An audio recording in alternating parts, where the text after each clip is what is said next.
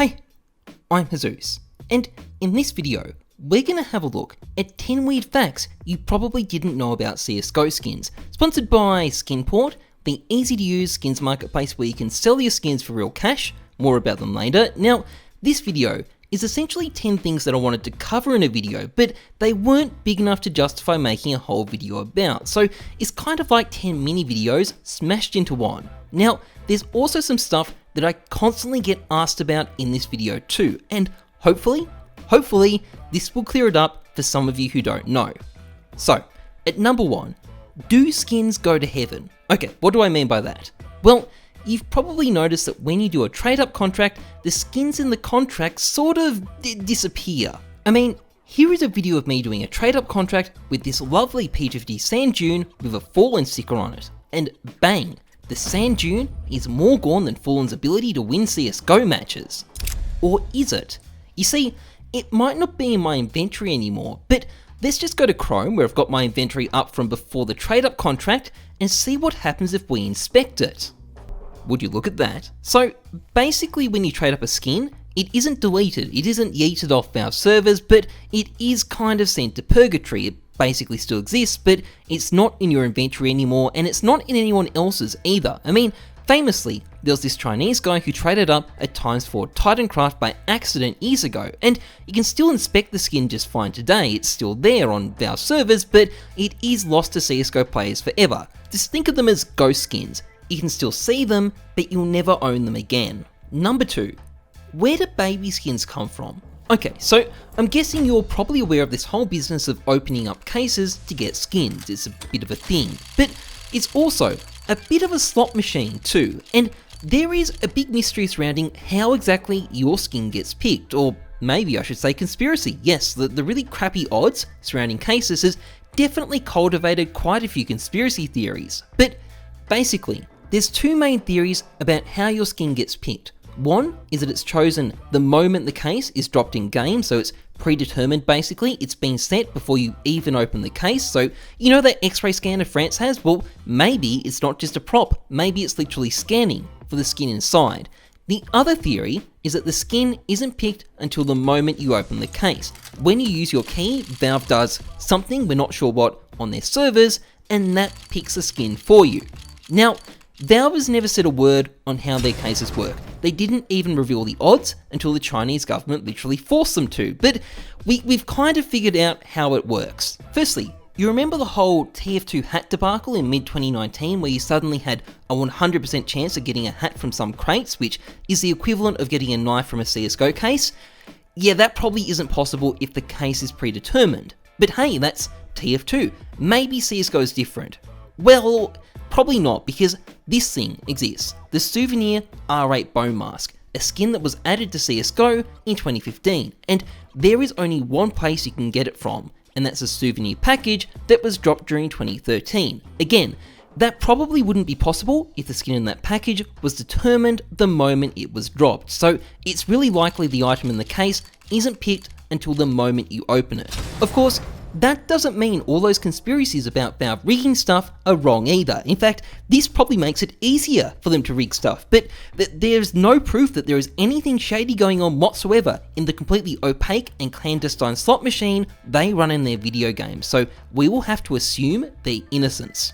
Anyway, for number 3, you're probably aware of the fact that you can scrape stickers that you've applied to your gun. I mean, here is some footage of me making a naked dick, for example, but what you might not know is that if you take that gun and throw it on the ground in game, suddenly the sticker becomes very much unscraped, literally unplayable. And speaking of game-breaking glitches with stickers, well, for number 4, do you notice this ugly ass outline left behind after I scrape the sticker? Well, this is a problem with pretty much every sticker when you scrape it. It's really ugly and it kind of ruins the final result after you're done scraping. But did you know that there's an easy solution? All you have to do is set the wear values to be negative on the wear progress setting and the problem goes away.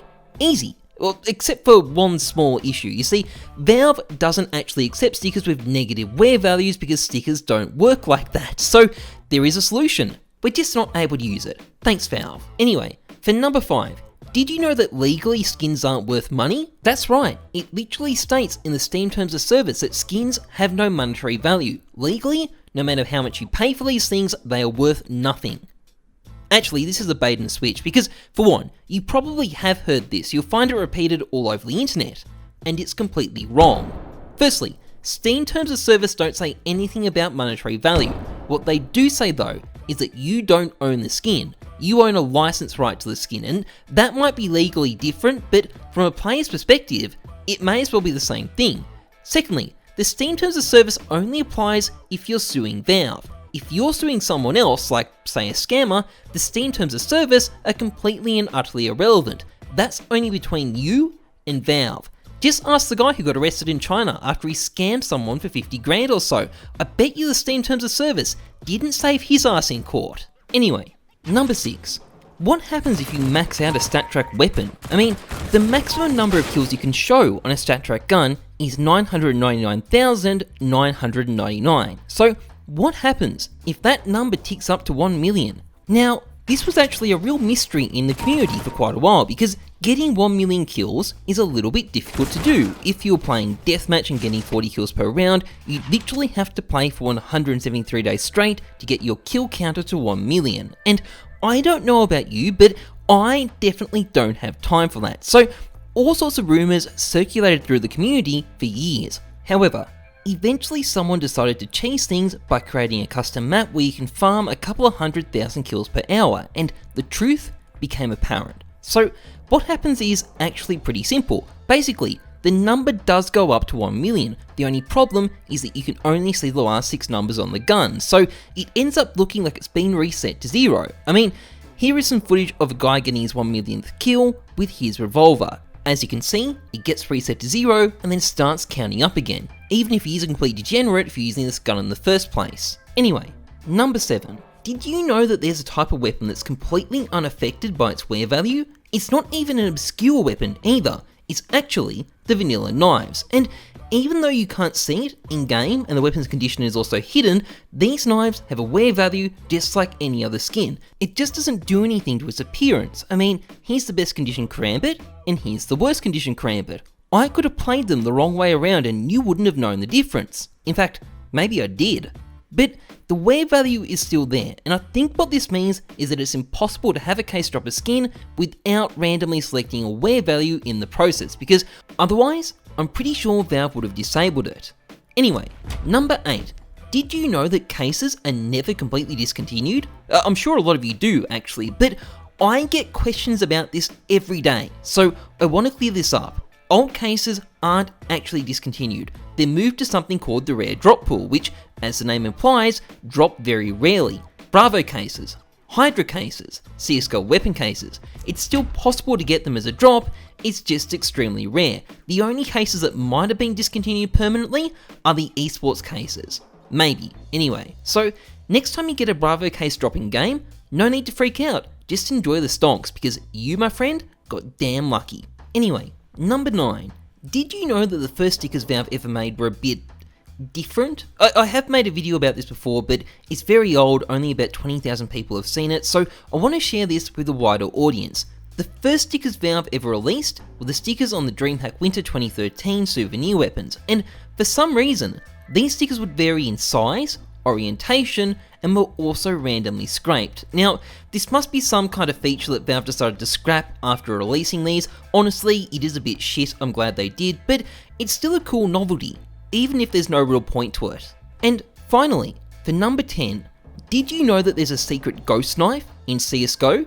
Literally, it's an actual ghost knife. So this thing is a leftover asset from the 2018 Halloween event where you could fly around as a ghost after you died, so you had a ghost knife for that, but it was left in the game afterwards, and you can still use it in offline matches against bots with only a few console commands. And to be honest, I think Valve should really try and reuse this thing someday, because it's quite a cool knife. I'd love to see a version for all the CSGO knives, not just a flip knife, but regardless, if you want to try this knife in an offline match, just enter in these console commands and you'll be free to start stabbing people with your spectral shiv. Anyway, that's pretty much it for this video. If you enjoyed it, please like, comment, subscribe, massively appreciated. And a big thank you to Skinport for sponsoring this channel. Skinport, formerly known as SkinBay, it's the same site. All that's changed is the name, is a skins marketplace and cash out site. It's safe, convenient, easy to use. It's got a super competitive sales fee of 5% if you put skinport.com